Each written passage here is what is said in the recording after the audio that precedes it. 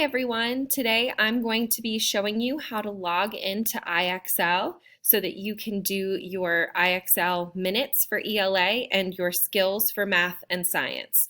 The first thing you want to do is you want to go to Clever.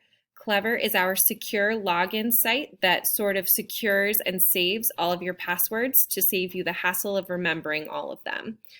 When you get to Clever, you're just going to scroll and look for IXL. It is this sort of green-yellow icon. Go ahead and click on IXL.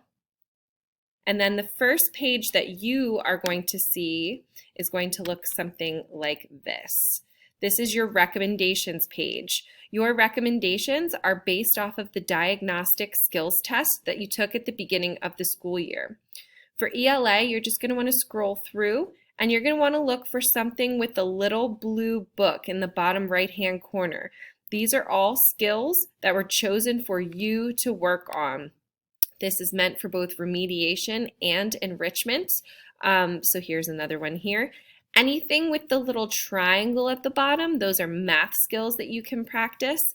And then up at the top here, where there's a star, these are skills actually suggested by your teacher. As you can see, we have one ELA skill, one science skill, and two math skills.